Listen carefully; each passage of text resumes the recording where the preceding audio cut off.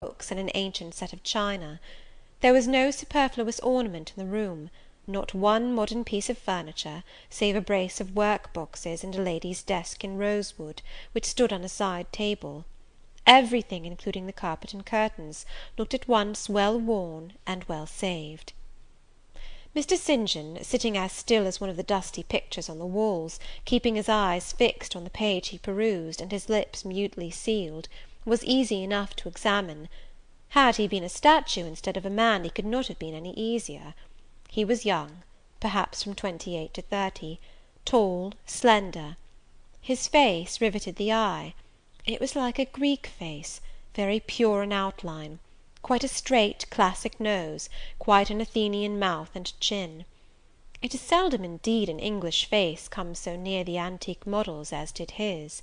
He might well be a little shocked at the irregularity of my lineaments, his own being so harmonious. His eyes were large and blue, with brown lashes. His high forehead, colourless as ivory, was partially streaked over by careless locks of fair hair. This is a gentle delineation, is it not, reader? Yet he whom it describes scarcely impressed one with the idea of a gentle, a yielding, an impressible, or even of a placid nature. Quiescent as he now sat, there was something about his nostril, his mouth, his brow, which, to my perceptions, indicated elements within either restless, or hard, or eager. He did not speak to me one word, nor even direct to me one glance, till his sisters returned. Diana, as she passed in and out in the course of preparing tea, brought me a little cake, baked on the top of the oven. "Eat that now," she said; "you must be hungry. Hannah says you have had nothing but some gruel since breakfast." I did not refuse it, for my appetite was awakened and keen. Mr. Rivers now closed his book, approached the table, and, as he took a seat, fixed his blue, pictorial-looking eyes full on me. There was an unceremonious directness, a searching, decided steadfastness in his gaze now, which told that intention, and not diffidence, had hitherto kept it averted from the stranger. "You are very hungry," he said. "I am, Sir." It is my way, it always was my way by instinct, ever to meet the brief with brevity, the direct with plainness. "It is well for you that a low fever has forced you to abstain for the last 3 days. There would have been danger in yielding to the cravings of your appetite at first. Now you may eat, though still not immoderately." "I trust I shall not eat long at your expense, Sir," was my very clumsily contrived, unpolished answer. "No," he said coolly; "when you have indicated to us the residence of your friends, we can write to them, and you may be restored to home." "That, I must plainly tell you, is out of my power to do, being absolutely without home and friends."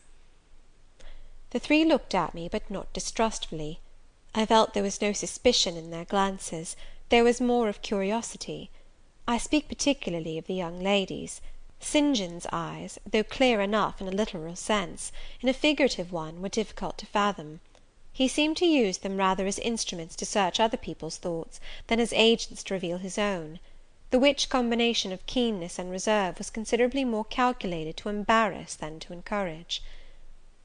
"Do you mean to say," he asked, "that you are completely isolated from every connection?" "I do. Not a tie links me to any living thing, not a claim do I possess to admittance under any roof in England." "A most singular position at your age." Here I saw his glance directed to my hands, which were folded on the table before me. I wondered what he sought there. His words soon explained the quest. "You have never been married? You are a spinster?" Diana laughed. "Why, she can't be above 17 or 18 years old, St. John," said she. "I am near 19, but I am not married, no." I felt a burning glow mount to my face, for bitter and agitating recollections were awakened by the allusion to marriage. They all saw the embarrassment and the emotion. Diana and Mary relieved me by turning their eyes elsewhere than to my crimsoned visage; but the colder and sterner brother continued to gaze, till the trouble he had excited forced out tears as well as colour. "Where did you last reside?" he now asked. "You are too inquisitive, St. John," murmured Mary, in a low voice; but he leaned over the table, and required an answer by a second firm and piercing look. The name of the place where, and of the person with whom I lived, is my secret, I replied concisely. Which, if you like, you have, in my opinion, a right to keep, both from St. John and from every other questioner, remarked Diana. Yet, if I know nothing about you or your history, I cannot help you, he said. And you need help, do you not?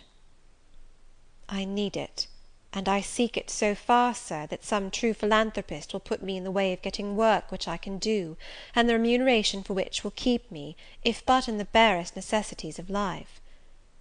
I know not whether I am a true philanthropist, yet I am willing to aid you to the utmost of my power in a purpose so honest.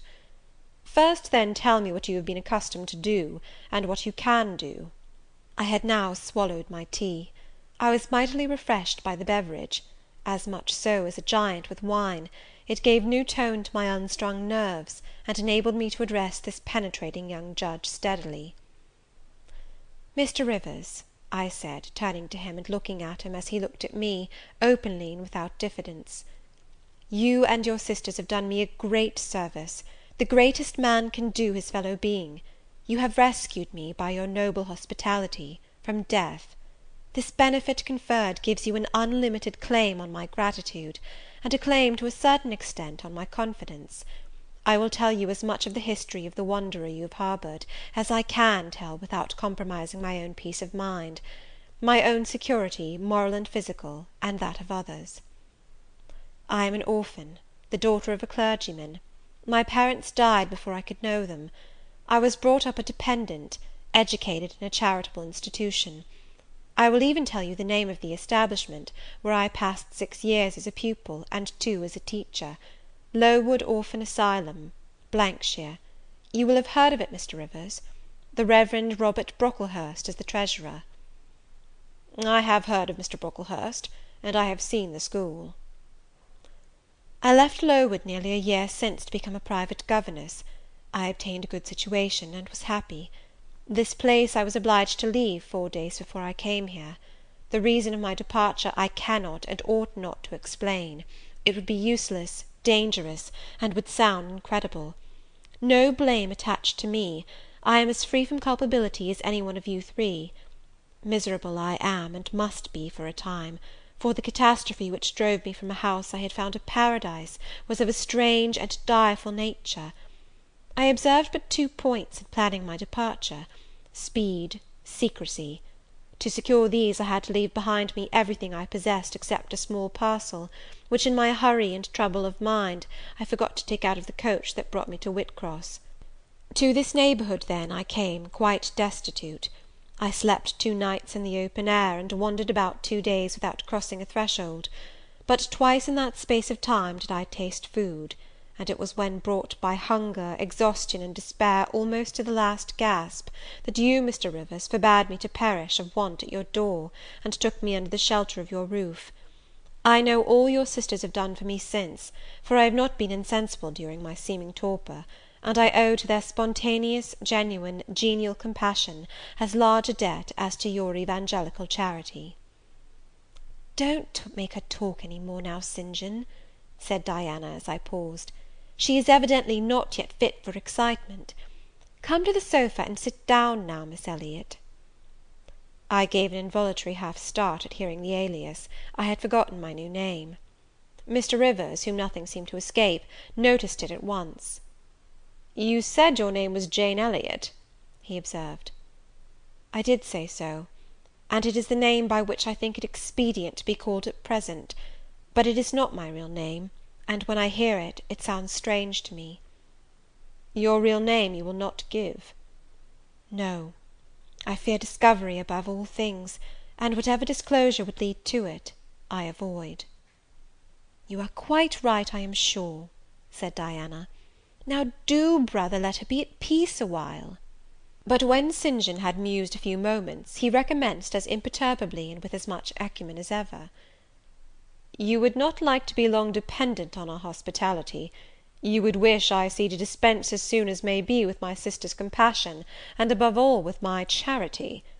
I am quite sensible of the distinction drawn, nor do I resent it; it is just. You desire to be independent of us?" "I do. I have already said so. Show me how to work, or how to seek work; that is all I now ask. Then let me go, if it be but to the meanest cottage; but till then allow me to stay here. I dread another essay of the horrors of homeless destitution." "Indeed you shall stay here," said Diana, putting her white hand on my head. "You shall," repeated Mary, in the tone of undemonstrative sincerity which seemed natural to her. "My sisters, you see, have a pleasure in keeping you," said Mr. St. John, "as they would have a pleasure in keeping and cherishing a half frozen bird, some wintry wind might have driven through their casement. I feel more inclination to put you in the way of keeping yourself, and shall endeavour to do so; but observe, my sphere is narrow.